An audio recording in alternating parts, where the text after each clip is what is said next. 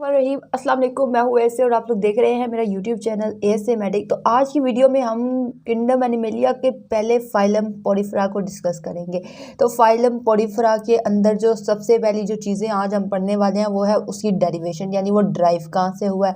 फिर हम उसका निकनेम पढ़ेंगे कि इसका निकनेम भी है, जैसे हम अक्सर अपने बहन भाइयों के नाम रखते हैं जो उसकी खसूसियात पर होते हैं। जैसे हमारा भाई कोई मोटा है तो उसको हम मोटा कह देते हैं, तो मोटू। तो इसी तरह अब हम इस चीज़ को आगे देखेंगे कि इसका निकनेम क्या है और इसका एक कॉमन नेम भी है। कॉमन नेम क्या है, यानी जो मुकामी लोग इसको बुलाते हैं, यानी एक अनपढ़ बंदा या फिर एक ले पर्सन जो इसको बुलाता है वो क्या नाम है इसका, और पॉपुलेशन इसकी कितनी है ये हम पढ़ेंगे। फिर इसके साइज़ के बारे में पढ़ेंगे और इसके जनरल करैक्टरिस्टिक्स के बारे में पढ़ेंगे हम, और स्ट्रक्चर के बारे में पढ़ेंगे, और फिर एग्जाम्पल्स के बारे में पढ़ेंगे कि इस फाइलम की एग्जाम्पल्स क्या हैं और इम्पोर्टेंस के बारे में। अच्छा, तो सबसे पहले मैं आपको बताती चलूँ कि ये सब कुछ हमने पढ़ना है, और जनरल करैक्टरिस्टिक्स में सारी चीज़ें हम पढ़ेंगे। लेवल ऑफ ऑर्गेनाइजेशन है, सिमेट्री है, जर्म लेयर्स हैं, रेस्पिरेटरी सिस्टम है, सर्कुलेटरी सिस्टम है, नर्वस सिस्टम है, स्केलेटल सिस्टम है, न्यूट्रिशन है, मूवमेंट है और रिप्रोडक्शन है। ये सब कुछ हम इसमें पढ़ने वाले हैं। Level of organisation, symmetry, germ layers, ये मैंने आपको पहले फर्स्ट इंट्रोडक्शन में सबका समझा दिया है। तो ये आपको अब पहले आप लोगों ने मुझे खुद बताना है कि लेवल ऑफ ऑर्गेनाइजेशन क्या है पोरिफेरा का। पोरिफेरा का लेवल ऑफ ऑर्गेनाइजेशन हमने ये किया है पिछली बार, अगर आपको याद हो तो हमने कहा था कि ये सेल, ढेर सारे सेल्स तो थे लेकिन ये सेलुलर लेवल से आगे बढ़ा ही नहीं। ठीक है, हमने ये इसके बारे में पढ़ा था। हमने सिमेट्री के बारे में क्या पढ़ा था कि इसके पास सिमेट्री है ही नहीं, ये एसिमेट्री है। ठीक है, और इसके जर्म लेयर्स के बारे में हमने क्या पढ़ा था, जर्म लेयर्स के बारे में पढ़ा था हमने कि इसकी 2 जर्म लेयर्स हैं। वो हम आगे जाके देखते हैं कि इसकी जर्म लेयर्स का हमने नाम क्या रखा हुआ है। तो चले फिर, इसको हम डिप्लोब्लास्टिक कहते हैं, डिप्लोब्लास्टिक।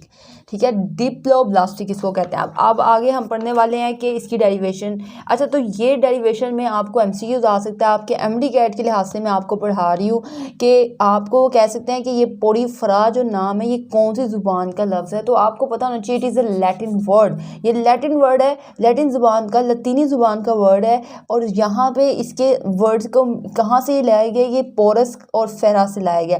पोरस का मतलब क्या होता है, पोर, और फेरा का मतलब होता है टू बियर, यानी वो एनिमल्स जो कि पोर बेयरिंग होंगे उन सब को हम क्या कहते हैं, पोरिफेरा के अंदर उसको ले आएंगे जो सारे एनिमल्स पोर बेयरिंग होंगे। तो इसका निकनेम का क्या पड़ गया इस बात की वजह से, क्योंकि इसके बाद पोर्स है तो इसका निकनेम बन गया पोर बेयरिंग एनिमल्स। पोर बेयरिंग एनिमल्स इसका हमारे पास बन गया। अब उसके बाद इसका कॉमन नेम जो कि आम लोग इसको बुलाते हैं, आम लोग इसको स्पॉन्जिस के नाम से बुलाते हैं। किस नाम से आम लोग बुलाते हैं इसको, स्पॉन्जिस के नाम से। अब ये हमें पता चल गया, आपने ये अक्सर नाम सुना हुआ है स्पॉन्जिस, हम कार्टून्स में भी स्पॉन्जिस का नाम सुनते हैं, आपने सुना हुआ है सब कुछ जगह। तो यहाँ से हमें पता चला कि इसका कॉमन नेम जो है वो स्पॉन्जिस है, लोग इसको स्पॉन्जिस बुलाते हैं। असल में इसका साइंटिफिक नेम क्या है, पोरिफेरा, पोरिफेरा। तो इसकी पॉपुलेशन कितनी है, 5000 इसकी स्पीशीज़ है टोटल, ओवरऑल 5000 स्पीशीज़ हैं। और क्या उसमें से 150 जो है वो फ्रेश वाटर में रहती है, यानी साफ़ पानी में रहती है, और जो 4850 जो इसका रिमाइंडर है वो मरीन में रहता है, यानी समुंदर में रहता है, सॉल्टी वाटर में रहता है वो। तो इसके अंदर फ्रेश वाटर जो हमारे पास है वो इनकी पॉपुलेशन कम है। तो उसकी एक एग्जांपल जो है स्पॉन्जिला है, स्पॉन्जिला है। और जो हमारे पास मरीन हमारे पास स्पॉन्ज है उसकी एग्जांपल है साइकोन। आपने अब इसको याद कैसे रखना है कि आप देखेंगे कि आपने ना एक समुंदर में ना तूफ़ान आया हुआ था, और आपने याद रखना है समुंदर में तूफ़ान था और वहाँ पर एक साइको बंदा समुंदर में गया। तो ये हमें याद आ गया कि साइकोन से हमने इसको किया कि तूफ़ान जहाँ पर था, जहाँ पे समुंदर था वहाँ पर साइकोन है। और फ्रेश वाटर में कौन सा है, स्पॉन्जिला फ्रेश वाटर में है। इसको हम बार बार भी पढ़ेंगे तो वैसे भी हमें ये याद हो जाएगा। अच्छा, तो इसका साइज़ क्या है, ये फ्यू मिलीमीटर्स, यानी छोटे से लेके 1 मीटर टॉल तक, इस साइज से लेके ये मिलीमीटर इतना होता है। स्केल पर अगर हम देखें तो ये हमारे पास सारे मिलीमीटर है, यानी इसका साइज़ इतने से लेकर 1 मीटर टॉल तक होते हैं ये लंबे, यहाँ तक इसका साइज़ है, यानी इतने छोटे से लेकर इतने बड़े तक। और सबसे बड़ा जो हमारे पास है स्पॉन्ज, उसका नाम है स्कोलीमेस्ट्रा जुबनी। क्या नाम है इसका? स्कोलीमेस्ट्रा जुबनी, इसका नाम है हमारे पास स्कोलीमेस्ट्रा जुबनी। ये अब इसके बारे में क्या कहा गया है कि ये बैरल लाइक शेप है। बैरल लाइक शेप इस तरह की होती है, ठीक है। और ये हम इसको ग्लास स्पॉन्ज की तरह भी कहते हैं, ये ग्लास स्पॉन्ज है और ये अंटार्कटिका में पाया जाता है। और इसकी हाइट हमने कही कि 1 मीटर से भी ज़्यादा टॉल है ये स्पॉन्ज। अच्छा, तो इसके बारे में स्कोलीमेस्ट्रा जुबनी के बारे में 4 बातें हमने पढ़ ली हैं। 4 बातों में से क्या क्या बात थी कि ये ना हमारे पास बैरल लाइक है, ठीक है। बैरल का मैं आपको पिक्चर दिखा दूंगी कि कैसी होती है वो, और उस बैरल लाइक होता है, ये ग्लास स्पॉन्ज है। दूसरी बात हमने ये पढ़ी। तीसरी बात हमने क्या पढ़ी है? तीसरी बात हमने पढ़ी है कि ये अंटार्कटिका में पाया जाता है। और चौथी बात हमने पढ़ी है कि ये 1 मीटर से भी ज़्यादा बड़ा होता है। तो हमने अब ये कर लिया है। अब हम दूसरी चीज़ की तरफ चलते हैं, वो ये है कि अब इसके जनरल करैक्टरिस्टिक्स क्या हैं। जनरल करैक्टरिस्टिक्स में सबसे पहले मैंने आपको बताया था कि लेवल ऑफ ऑर्गेनाइजेशन है इसकी, और मैंने आपको बताया था कि ये सेलुलर लेवल है। सिमिट्री क्या थी इनकी? ये एसिमिट्री थे, ठीक है। हमें इनकी कोई भी सिमिट्री नहीं होती, कोई इस तरह होता है, कोई इस तरह होता है, अलग अलग बने हुए हैं, ठीक है। इस तरह इनकी कोई सिमिट्री ही नहीं है। और जर्म लेयर इसमें 2 पाई जाती हैं, 2 जर्म लेयर्स हैं,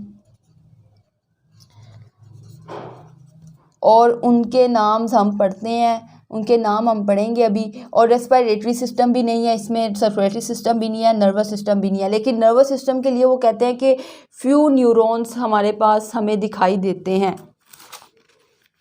नर्वस सिस्टम तो नहीं है, लेकिन उन्होंने कहा हुआ है कि न्यूरो सेल्स और न्यूरोसेंसरी सेल्स हमें, ये 2 सेल्स हमें दिखाई दिए हैं। उसके अलावा इनके पास कोई नर्वस सिस्टम नहीं है, कोई सर्कुलेटरी सिस्टम, कोई रेस्पिरेटरी सिस्टम नहीं है। रेस्पिरेशन पानी के साथ इनका एक कैनाल सिस्टम होता है जिसको हम कहते हैं वाटर कैनाल सिस्टम। क्या होता है कि खाना भी वहीं से ही आता है, ये इनकी बॉडी है, समझें। यहाँ से खाना आता है, पानी लेके आता है पोर्स से अंदर और यहाँ से बाहर चला जाता है। पानी के साथ सब कुछ वेस्ट पानी के साथ बाहर चले जाते हैं, खाना पानी के साथ अंदर आता है। इस तरह ये वाटर कैनाल सिस्टम है। इसके अलावा इनके पास कुछ भी नहीं है, इनके पास दिमाग भी नहीं है और कुछ भी नहीं है। अब उसके बाद इनके स्केलेटन के बारे में अगर हम देखें तो इनके स्केलेटन जो है वो नीडल लाइक होता है, नीडल की तरह, यानी ये, ठीक है, इस तरह ये सारे इस तरह के इनके स्केलेटन होते हैं, ठीक है। इनका स्केलेटन ये होता है। और इसको क्या कहते हैं? वो इस स्ट्रक्चर को क्या कहते हैं? स्पीक्यूल्स। क्या नाम दिया हुआ है उन्होंने इसके स्केलेटन के इस कंडों का, जो कि हमने मछली में देखे हैं अक्सर, तो इसको कहते हैं स्पीक्यूल्स। अब ये जो है कैल्केरियस भी हो सकते हैं और सिलिशियस भी हो सकते हैं, यानी ये सिलिकॉन के बने भी हुए हो सकते हैं और कैल्शियम के बने हुए भी हो सकते हैं। ये 2 बातें होगी हमारे पास। तीसरी बात ये है कि ये हमारे पास कहाँ होता कहाँ पर है ये? तो इसके लिए ये जो होता है वो कहते हैं कि पिनेकोसाइड्स के अंदर उनके साथ होता है, और ये क्या करता है? सपोर्ट प्रोवाइड करता है। हमें तो ये पहले से ही पता थी ये बात के जो स्केलेटन होता है उसका काम क्या होता है? सपोर्ट प्रोवाइड करना। तो ये लिखने का मकसद ही कुछ नहीं होता, क्योंकि ये तो बात कॉमन सेंस की बात है कि जो सपोर्ट होती है वो स्केलेटन नहीं प्रोवाइड करनी होती है। उसके बाद हमारे पास आ जाता है बाथ स्पॉन्ज जो है, इसके स्केलेटन जो है उसका नाम आपने दिया हुआ है स्पॉन्जिन फाइबर्स। उसके स्केलेटन का नाम है स्पॉन्जिन फाइबर बाथ स्पॉन्ज के, ठीक है। अब ये देखें आप कि स्पॉन्जिन फाइबर्स जो होंगे ना वो इस तरह उसका स्ट्रक्चर होगा, ये उसके स्केलेटन होगा, ये बाथ स्पॉन्ज का स्केलेटन है। और जो बाकी होंगे उनके स्केलेटन ऐसे ही होंगे जो कि इस तरह हमने बनाए, बाकियों के इस तरह के स्केलेटन होंगे। ये चीज़ आप लोगों ने याद रखनी है, ठीक है। अब उसके बाद हम आ जाते हैं इसके स्ट्रक्चर पर, पहले चले जाते हैं, ठीक हो गया। अच्छा, तो ये स्ट्रक्चर में अब हम देखें कि सबसे पहले हम यहाँ से शुरू करेंगे। इसके बॉडी में छोटे छोटे पोर्स यहाँ पर होते हैं, ठीक है, इस तरह, और ये एक बड़ा सा पोर नज़र आएगा आपको। क्या होता है कि ये जो छोटे छोटे पोर्स होते हैं ना, ये इनके अंदर इनहेलेंट पोर इनको कहते हैं, और यहाँ से बाहर जा रहा है तो इसको हम कहेंगे एक्सेलेंट पोर। अब ये जो एक्सेलेंट पोर जो है, इसका जो नाम है वो है ओस्क्यूलम, और ये जो छोटे छोटे ढेर सारे पोर्स हैं इनको हम कहते हैं ओस्टिया। ठीक है, ये सब कुछ हो गया। अब ये जो है, इसकी जो ये बॉडी है, इसको कहते हैं हम स्पॉन्जोसील। अंदर की जो बॉडी होगी ना ये सारी, यहाँ से, इसको कहेंगे हम स्पॉन्जोसील। ये मैं आपको अभी भी आगे भी बताती हूँ। ठीक है, सबसे पहले ये बातें आपको पता चल जानी चाहिए कि बड़ा एक है और बाकी छोटे छोटे हैं। अब आपने जैसे बैक्टीरिया और बैक्टीरिया पढ़ा हुआ है, तो बैक्टीरिया ये जो है ना IA, तो इससे पता चलता है कि ये ज़्यादा बैक्टीरिया, ये प्लूरल है और वो सिंगुलर है। तो इसी तरह ओस्टिया जो है ना, ओस्टिया ये ज़्यादा है और ओस्क्यूलम जो है वो एक है। तो ये इस तरह आपने इन दोनों के नाम याद कर लेने हैं। ठीक है, उम्मीद करती हूँ कि आपको ये 2 वर्ड्स याद हो गए होंगे, ओस्टिया और ओस्क्यूलम। अब उसके बाद हम इसके ना आते हैं कि इसकी बॉडी अंदर से अगर हम इसको इस तरह कट करें तो ये हमें कैसे नज़र आता है। इस तरह हमें ये नज़र आता है। इसकी ये बाहर की जो लेयर है इसको हम कहते हैं पिनेकोसाइट, पिनेकोडर्म, और इसकी अंदर की जो लेयर है, ये वाली लेयर, इसको हम कहते हैं क्वेनोडर्म। डर्म का मतलब होता है लेयर। ठीक है, और इसमें मौजूद सेल्स जो होंगे वो कहलाएंगे क्वेनोसाइट्स, और इसमें मौजूद जो सेल्स होंगे वो क्या कहलाएंगे फिर पिनेकोसाइट्स। ठीक हो गया। अब इसके बाद यहाँ पर ये जो है ना, ये जगह जो है, जो ब्लू कलर के पोर्शन में आपको दिखाई दे रही है, इसको हम कहते हैं मिजोग्लिया। मिजोग्लिया, ठीक है, मिजोग्लिया इसको हम कहते हैं। और यहाँ पर आपके पास कुछ चीज़ें दिखाई देंगी आपको मिजोग्लिया में। सॉरी बच्चों, इसको हम मिजोग्लिया नहीं कहते, इसको हम मीज़ेनकाइम कहते हैं। ये मिक्स हो गया मेरे से, मीज़ेनकाइम इसको अब कहते हैं हम। और इसके अंदर जो हमारे पास 2 चीज़ें पाई जाएंगी, एक एमीबॉइड सेल्स होंगे और दूसरा हमारे पास जो होगा वो होगा यहाँ पर कुछ स्पिक्यूल्स, यानी कुछ हमारे पास स्केलेटन का भी हिस्से पाए जाएंगे यहाँ पर। कुछ तो हमने कहा कि हमारे पास स्केलेटन जो होगा वो पिनेकोडर्म में होगा, पिनेकोसाइट जो है उनके पास ऊपर होंगे, और कुछ होंगे हमारे पास इधर। ठीक है, और उसके बाद एमीबॉइड सेल्स जो हैं, ये क्या सेल्स हैं, ये हमारे पास। और हाँ, यहाँ पर एक और चीज़ मीज़ेनकाइम में होगी, वो ये कि यहाँ पर रिप्रोडक्शन होगी। हमारी जो रिप्रोडक्शन यहाँ पर चलेगी वो इस जगह पर चलेगी मीज़ेनकाइम में, तो यहाँ पर रिप्रोडक्शन भी होगी। तो ये 3 चीज़ें हमारे जो हैं मीज़ेनकाइम में हो रही हैं। 3 चीज़ें मीज़ेनकाइम का हिस्सा बन रही है, एमीबॉइड सेल्स हैं, स्पीक्यूल्स हैं और रिप्रोडक्शन है। ठीक है, ये यहाँ पर हमारी 3 चीज़ें चलेंगी। अब इसके बाद जो है हमारे पास यहाँ पर और क्या चीज़ है, ये अब जो कैविटी बनती है ना, इस कैविटी को क्या नाम देते हैं हम, स्पॉन्जोसील। देखें, स्पॉन्ज की है और सील है यानी कैविटी है, तो उसको हम कहते हैं स्पॉन्जोसील। ठीक है, और सीलोम जो है वो सील, इधर इसका ये हाफ है, तो इसको यहाँ से कैविटी इसकी होगी है। अब यहाँ पर जो एमीबॉइड सेल है, ये क्या सेल्स हैं, ये स्टेम सेल्स होते हैं। अब ये स्टेम सेल्स क्या होते हैं, हमारी बॉडी में हमने पढ़ा हुआ है कि स्टेम सेल्स पाए जाते हैं। स्टेम सेल्स आगे से RBC, वाइट ब्लड सेल्स, सारे सेल्स बनाते हैं। स्टेम सेल्स आगे से RBCs, वाइट ब्लड सेल्स, सारे सेल्स बना रहे हैं। ठीक है, तो वो आपने अब ये चीज़ देखनी है कि ये जो है ना सेल्स, इन्होंने आगे से पिनेकोसाइट्स बनाने हैं, इन्होंने आगे से क्वेनोसाइट्स बनाने हैं, इनका ये काम है। ये एमीबॉइड सेल्स यहाँ पर होते हैं। तो और यहीं पर स्पर्म ने आके रिप्रोडक्शन भी करानी है, ये भी मैंने आपको बताया। अब यहाँ पर हम इसका एक जूम इन स्ट्रक्चर देखते हैं इस पोर्शन का, ये इसको। ठीक है, अब ये आप देखो कि हमारे पास ये है, और यहाँ पर ये हमारे पास क्या है, पिनेकोसाइट है। जब आप इसको माइक्रोस्कोप में देखते हो। और ये जो है ये पोरोसाइट है, ये यानी ये एक सेल है जो कि पोर्स की ओपनिंग के ऊपर बना हुआ है, पोरोसाइट इसको इससे हमने कहा। और ये हमारे पास कॉइनोसाइट्स है। अब ये कॉइनोसाइट्स का जो स्ट्रक्चर है वो इस तरह होता है कि ये इनका एक है वो होता है हेड, और उसके ऊपर होता है कॉलर, और उसके ऊपर होता है फ्लैजुला। ये कॉलर होता है और ये फ्लैजुला होता है। तो ये हमारे पास कॉइनोसाइट्स इस तरह के होते हैं, ठीक है। ये ढेर सारे इस तरह होंगे। और ये फिर उसके यहाँ पर हमने पढ़ा कि यहाँ पर हमारे पास स्पीक्यूल्स इनके अमंग होंगे, और कुछ जो स्केलेटन का हिस्सा होंगे वो यहाँ पर होंगे। और यहाँ पर हमें कौन सा सेल्स मिलेगा, एमोबॉइड, क्योंकि ये हमारे पास क्या चीज़ है, ये है हमारे पास मीजेनकाइम।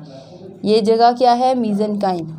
ये सारी जगह हमारे पास जो है ये है मीजेनकाइम, ये जगह सारी मीजेनकाइम है, ठीक है। ये सारी जगह मीजेनकाइम है। अब पानी जो है उसने कहाँ से आना है, यहाँ से पानी एंट्री मारेगा, वो इसको क्रॉस करेगा और यहाँ पर चला जाएगा। अगर स्पर्म हमारे पास इसके साथ आ रहा हो तो स्पर्म इसके साथ जाके यहाँ पर हमारे पास एग ओवम भी बना होगा, तो वहाँ पर जाके इस साइड पे प्रोडक्शन कर देगा। फिर ये जो जगह इसको हम कहते हैं स्पॉन्जोसील, यानी अंदर की कैविटी है, अंदर की एक कैविटी आ जाएगी फिर। तो ये सब कुछ हमारे पास है ये सारा, और ये पूरी लेयर को हमने कॉनोडर्म और पिनाकोडर्म कहा हुआ है। उम्मीद करती हूँ ये आपको समझ लग गई होगी। अब उसके बाद कुछ इसके न्यूट्रिशन के बारे में हम पढ़ लेते हैं।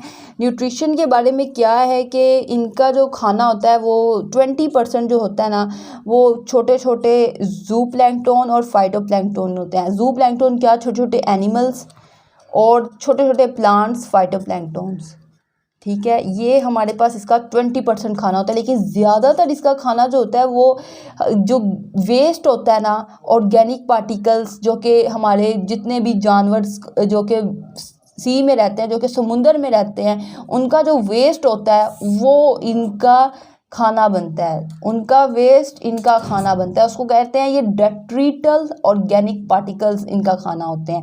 ये सारा ये हमने प्रोसीजर पढ़ लिया कि यहाँ से आएगा सारा पानी लेकर आएगा यहाँ पर, जिस ये सेल्स जो होंगे ये हिलेंगे, अपने फ्लैजिला को हिलाएंगे, इनटेक करेंगे, यहाँ पर भी थोड़ी सी डाइजेशन होगी और अंदर भी इन सेल्स भी डाइजेशन करेंगे, और फिर जो सारा पानी होगा वो वापस बाहर चला जाएगा, जो हमें नहीं चाहिए होगा इनको। तो इस तरह ये हमारे स्पॉन्जेस भाई जो हैं, जो पोडिफरा के भाई हैं, वो ये काम करते हैं। अब उसके बाद कुछ बातें और भी कर लेते हैं, वो ये कि हमारे इसकी मूवमेंट क्या है। ये पहले तो हमारे पास ना क्या जो सब बेस होती है ना, समुंदर के नीचे गहराई बेस पे, वहाँ पर ये ना उसके साथ जुड़े होते हैं, पत्थरों के साथ जुड़े होंगे, ठीक है। तो ये इस तरह जुड़ के ना बैठे होते हैं, इस तरह इन्होंने अपना बनाया होता है। ये हमारे पास स्पॉन्जीज होते हैं यहाँ पर इस तरह, समझिए ये हमारे पास समुंदर की जो है वो ज़मीन है, और वहाँ पर ये इस तरह आपको दिखाई देंगे। लेकिन इसके अडल्ट तो हो गए सिसाइल, ये हिलते नहीं हैं। लेकिन इनका लार्वा जो होता है ना वो एबल टू स्विम, यानी वो मूव कर सकता है, वो अपनी मूवमेंट शो करता है। मूवमेंट के बारे में सिर्फ और सिर्फ लार्वा के पास मूवमेंट है, बाकी किसी अडल्ट के पास मूवमेंट नहीं है। They are what, they are sessile. Sessile कहते हैं नो मूवमेंट, जो कि मूवमेंट शो नहीं कर सकते। अब रिप्रोडक्शन के ऊपर हम आ जाते हैं। रिप्रोडक्शन में हमने जो बात करनी है, इसमें दोनों रिप्रोडक्शन होती हैं, सेक्सुअल रिप्रोडक्शन भी होती है और एक सेक्सुअल रिप्रोडक्शन भी होती है। अब पहले एक सेक्सुअल रिप्रोडक्शन पढ़ लेते हैं। एक सेक्सुअल रिप्रोडक्शन क्या होती है कि जिसमें ना एक न्यू ऑर्गेनिज्म, अच्छा, और रिप्रोडक्शन होती क्या है कि एक न्यू ऑर्गेनिज्म आप जनरेट करें, ठीक है, उसको हम कहते हैं रिप्रोडक्शन करना, यानी रिप्रोड्यूस करना।